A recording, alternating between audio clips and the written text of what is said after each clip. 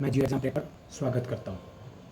आज आज के जो समसामयिक मुद्दे में हम चर्चा करने जा रहे हैं उसका नाम है विंडफॉल टैक्स, जैसा कि आपको ऊपर दिख रहा होगा। देखो, ये विंडफॉल टैक्स क्यों चर्चा में है और आज सरकार ने ऐसी क्या परिस्थितियाँ हो गई कि सरकार ने विंडफॉल टैक्स 1 जुलाई को लागू करने के बाद कल इसमें कुछ कटौती कर दी है। क्या वजह रही है, क्या प्रभाव पड़ा है, हम इसमें जानने का प्रयत्न करेंगे कि ये विंडफॉल टैक्स क्या है और क्यों लाया गया, कब लाया गया, कितना लगाया गया था टैक्स हमारे, और आज इसको वापस लेने की नौबत सरकार के पास क्यों आई। इस टैक्स को समझने से पहले मैं आपको एक कहानी सुनाना चाहूँगा जिससे कि ये सारी की सारी घटनाएं क्लियर हो जाएगी। हम ऐसे सोचते हैं कि हम ग्राम पंचायत, हमारी एक ग्राम पंचायत है और हम ग्राम पंचायत के सरपंच या मुखिया हैं। हमारी ग्राम पंचायत में 9 गांव हैं, उसमें से 2 गांव हैं जो गेहूं की पैदावार के लिए जाने जाते हैं और सारी ग्राम पंचायत में उन्हीं का गेहूं का बोलबाला है। ठीक है, और जिस गांव से हम हैं, ठीक है, जिस गांव से हम हैं और हमें इसकी जिम्मेदारी दे दी कि इस गांव को चलाना है। इसी प्रकार प्रत्येक गांव में एक एक और मुखिया बना दिया है और उन सबको जिम्मेदारी दे दी कि आप इन गांवों को चलाओगे शांतिपूर्वक। ठीक है, ये कंडीशन आपके समझ में आ गई। अब किसी कारणवश वो जो 2 गांव जो गेहूं का उत्पादन अधिक करते थे और उन्हीं का गेहूं अन्य गांवों में जाता था या अन्य गांव वाले उसको खरीदते थे। ठीक है, तो उस समय गेहूं की कीमत ठीक थी। अब कंडीशन ऐसी हो गई कि वो 2 गांव हैं वो आपस में लड़ रहे हैं, जिसके कारण हम लोगों ने उनसे अपील की उन 2 गांवों से कि आप शांति व्यवस्था बनाए रखें क्योंकि हमारी ग्राम पंचायत पूरी के लिए अच्छा रहेगा। लेकिन वो मान नहीं रहे, वो लड़ रहे हैं। तो हमने भी क्या कर दिया, बाकी गांवों ने बोला कि इनसे गेहूं लेंगे नहीं हम। अब जब इनसे गेहूं नहीं लेंगे तो बाकी गांवों में जो गेहूं उत्पादक थे तो उनके गेहूं की मांग बढ़ जाती है। और जिस कंडीशन में जो अपने हमारे गांव का जो हम मुखिया थे, हमारे गांव के जो कृषक थे, वो दूसरे गांव वालों को गेहूं बेचते हैं और वो अधिक दाम पर बेचते हैं, जिसके कारण हमारे गांव के अंदर गेहूं कम पड़ गया क्योंकि हमारे गांव का पूरा गेहूं तो बाहर बेचा जा रहा है महंगे दाम पे। अब हमारे यहाँ पर गेहूं कम पड़ गया तो हमारे जब वस्तु कम हो जाती है और मांग ज़्यादा होती है तो दाम बढ़ जाते हैं। तो हमारे गाँव में क्या हो गए, गेहूँ के दाम बढ़ गए। तो इस घटना को अगर हम रूस और यूक्रेन पे लागू कर दें, 2 पेट्रोलियम देश थे उत्पादक, उन पे बैन लगा दिया गया, वहाँ से एक्सपोर्ट नहीं हो पा रहा किसी कारणवश से युद्ध के कारण, और अन्य देश की जो कंपनियां हैं उनको अप्रत्याशित मुनाफा हो गया जिस प्रकार हमारे गांव के किसानों को हुआ है। वो मुनाफा उनकी पैदावार ज़्यादा होने के कारण नहीं हुआ या उनकी पर्टिकुलर क्षमता अधिक हो गई, गुणवत्ता अधिक हो गई गेहूँ की, इसलिए नहीं हुआ था। वो कंडीशन किसकी हो गई, लड़ाई युद्ध की हो गई थी, इसकी वजह से उनको कम लाभ हो गया। वरना न तो उन्होंने उत्पादन बढ़ाया, न अपने उत्पादन की गुणवत्ता में सुधार किया कि उनकी मांग हो गई। मांग एक अप्रत्याशित घटना के कारण हुई है और उस घटना के कारण उन लोगों ने क्या किया, अपना जो गेहूं था वो बाहर एक्सपोर्ट किया। तो हमारी क्या बढ़ गई, हमारी कीमतें बढ़ गई। और इन कीमतों को कंट्रोल करने के लिए और इस निर्यात को हतोत्साहित करने के लिए कि बाहर ये गेहूं नहीं बेचेंगे, तो हमने क्या कर दिया, उस पर एक टैक्स लगा दिया ताकि ये गेहूं महंगा हो जाए, बाहर नहीं जा पाए। और जो ये टैक्स लगाया है यही टैक्स कहलाता है विंडफॉल टैक्स। आपको समझ में आ गया होगा। अभी हम इस चीज़ों को आगे पढ़ेंगे तो और क्लियर हो जाएगा। ठीक है, तो हमारे अब इसमें देखते हैं स्लाइड में, जैसा कि मैंने बताया है क्यों चर्चा में था कि रूस और यूक्रेन के युद्ध के दौरान क्या हुआ, वैश्विक पेट्रोल आपूर्ति प्रभावित हुई है, वहाँ से पेट्रोल की आपूर्ति नहीं हो पाई है, जिसके कारण एक अप्रत्याशित ऐसी घटना जिसके बारे में हमने सोचा नहीं था, ऐसी घटना हमारे सामने आ गई है। और इस घटना में क्या करता है, कई कंपनियां जो देशों की अन्य देशों की थी वो अप्रत्याशित मतलब बहुत अधिक जो उन्होंने सोचा नहीं था वो लाभ कमा रही है और कंपनियों पर, और जो लाभ कमा रही कंपनियां उन पे हमने एक टैक्स लागू किया है, उसको कहते हैं विंडफॉल टैक्स। ठीक है, विंड का मतलब हवा, जैसे नहीं कहते कई बार हवा का झोंका आ गया, अचानक सब कुछ बदल गया। जैसे कोई आदमी गरीब था, कौन बढ़ेगा करोड़पति में गया और तुरंत 7 करोड़ रुपये जीत के आ गया, तो एक हवा के झोंके की तरह पैसे आ गए उसके पास। तो अब ये पैसे आए हैं तो ये सहन थोड़ी होता किसी से, देखा नहीं जाता, टैक्स लगाएंगे। भाई तुम्हारी काबिलियत के कारण, या हो सकता है लॉटरी निकल गई किसी के, गया मॉल में गया लॉटरी निकल गई, तो एक जोखे की तरह आता है, तो इसके ऊपर टैक्स लगाया जाता है, उसे विंडफॉल टैक्स कहते हैं। क्योंकि ये जो मुनाफा है वो कंपनी की उत्पादन क्षमता और काबिलियत के कारण नहीं मिला है। जैसा कि मैंने बात की, वो किसान ने कोई उत्पादन नहीं बढ़ाया है, उसकी काबिलियत गुणवत्ता ठीक नहीं है, ये तो क्या है, एक कंडीशन होगी युद्ध की, इसके कारण ही मुनाफा हुआ है। और जब मुनाफा होगा और ये अगर ऐसी कंडीशन है तो ये ज़्यादा से ज़्यादा क्या करेंगे, बाहर एक्सपोर्ट करने की कोशिश करेंगे, बाहर निर्यात करेंगे, तो हमारे घरेलू क्षेत्र में वो चीज़ कम हो जाएगी ना, पेट्रोल कम हो जाएगा। तो हमारे घरेलू क्षेत्र में पेट्रोल कम हो रहा है, जिसके कारण क्या हो गया, घरेलू क्षेत्र में पेट्रोल के दाम बढ़ रहे हैं। क्यों? क्योंकि हमारा सारा पेट्रोल विदेश में जा रहा है। भारत पे लागू करेंगे, भारत भी पेट्रोलियम का आयातक देश है मानते हैं, लेकिन कुछ चीज़ें, पेट्रोल से बनी हुई चीज़ें भारत भी निर्यात करता है।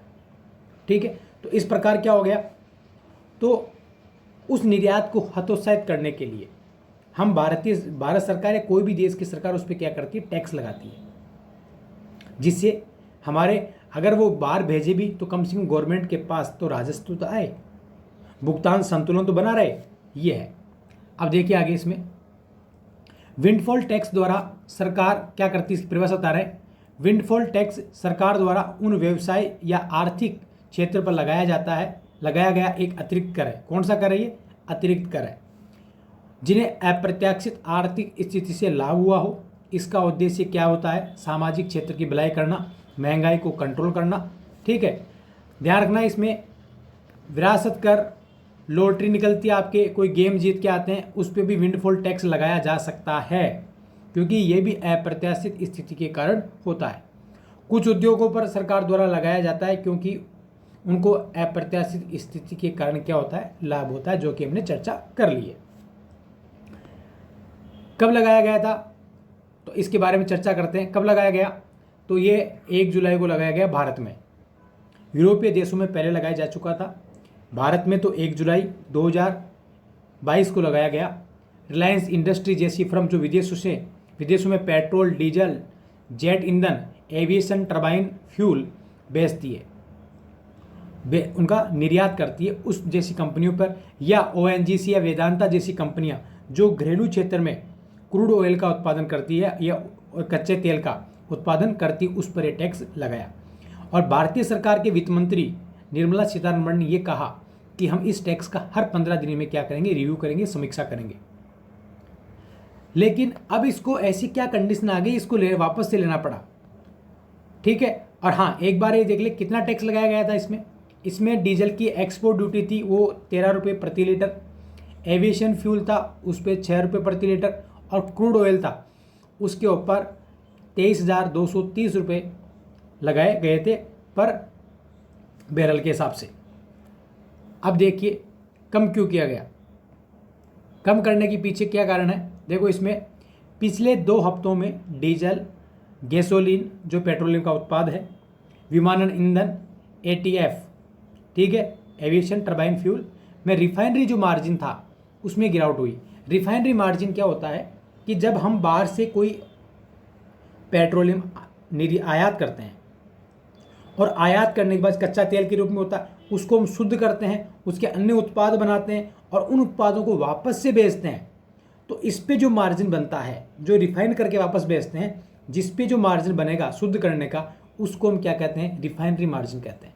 समझ में आ रहा है? एक बार फिर समझाता हूँ मैं आपको कि कच्चा तेल मंगाया जो कि यूज लायक नहीं है, हमने उसको क्या किया, रिफाइन किया और वापस से सप्लाई कर दिया, तो उस पे जो मार्जिन बनेगा उसको क्या कहते हैं, रिफाइनरी मार्जिन कहते हैं। देश की बड़ी निर्यातक कंपनियां जैसे रिलायंस इंडस्ट्री है, ONGC आदि का मार्जिन घट गया था, जिसके कारण और जिसके चलते उनके शेयरों में भारी गिरावट आई।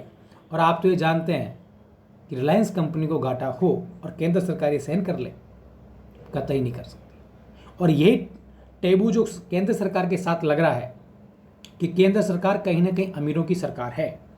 क्यों? क्योंकि आज 19 दिन के बाद इस टैक्स को कम कर दिया गया है, और इस टैक्स को कम करके कितना कर दिया है, जो 13 रुपये थे उसको घटाकर उन्होंने कितना रुपये, कितना कर दिया, इन्होंने 11 रुपये कर दिया है। और 6 रुपये लीटर था उसको घटाकर इन्होंने क्या कर दिया, 4 रुपये लीटर कर दिया है। और जो क्रूड ऑयल था उसके ऊपर इन्होंने क्या कर दिया है, 17,000 रुपये इसको कर दिया है, ठीक है। और जो हमारा जो एक्सपोर्ट ड्यूटी थी वो उसको ख़त्म कर दिए, पेट्रोलियम पर जो एक्सपोर्ट ड्यूटी थी उसको ख़त्म कर दिया है। तो इस प्रकार इस सरकार ने क्या किया, तुरंत 19 दिन के अंदर ही समीक्षा करके इस टैक्स में वापस से संशोधन कर दिया है और उसको कम कर दिया है। कई ऐसे मुद्दे हैं जहां पर सरकार समय समय पर यह साबित करती रही है कि वो अमीरों की सरकार है। फॉर एग्जाम्पल अभी रिसेंटली आपने देखा होगा कि आटा है, नमक है, दाल है, इन पे सब पे क्या लगा दिया, जीएसटी लगा दिया। और जीएसटी लगाया किस पे, जैसे आटे का 25 किलो से अधिक का पैकेट है वो जीएसटी मुक्त है। तो भाई 25 किलो से अधिक कौन खरीदता है, जिसके पास पैसे होंगे, अमीर आदमी होगा। तो आप अमीर को तो टैक्स फ्री करना चाहते हैं और जो गरीब 2 किलो 5 किलो 10 किलो का पैकेट लेगा वो जीएसटी देगा।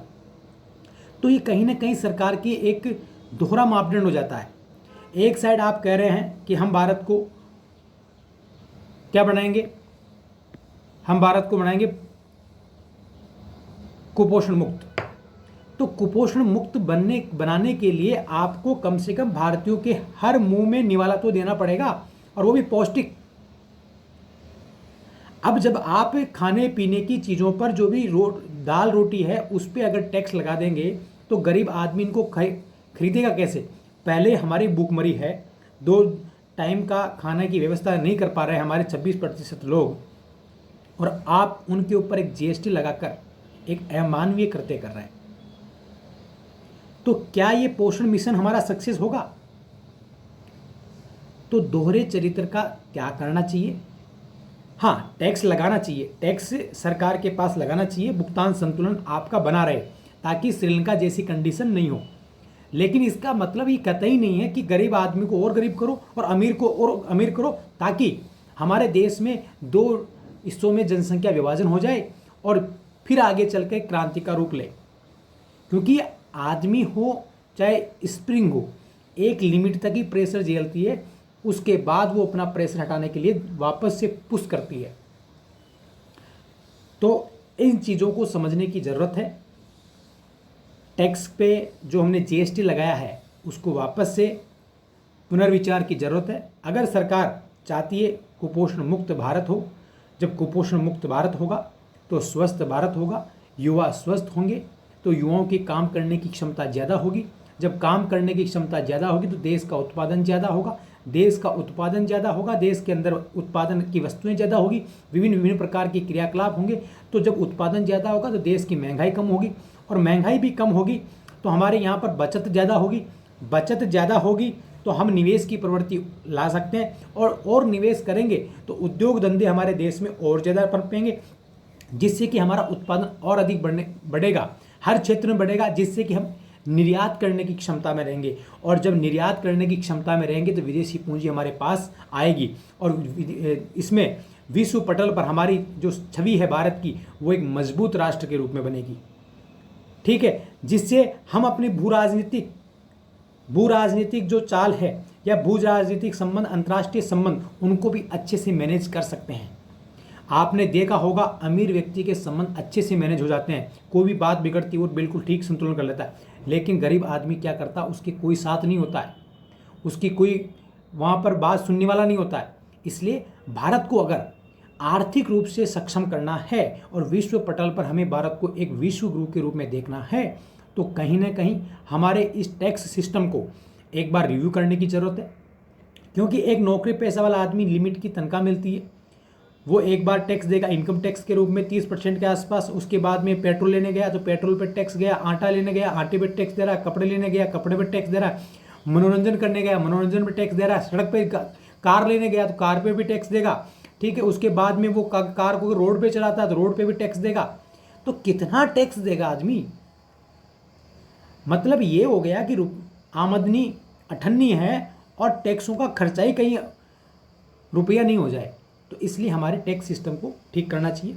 किसी देश के आर्थिक विकास में वहाँ का टैक्स सिस्टम बहुत महत्वपूर्ण होता है, और ये चीज़ें हमारे इस प्रकार हम क्या करेंगे, एक एक टॉपिक को लेंगे और समझने की कोशिश करेंगे। Thank you. आपको अच्छा लगे तो इसको लाइक करें, शेयर करें, चैनल को पर नए हैं तो सब्सक्राइब करें और अपने दोस्तों तक इसको पहुँचाएं।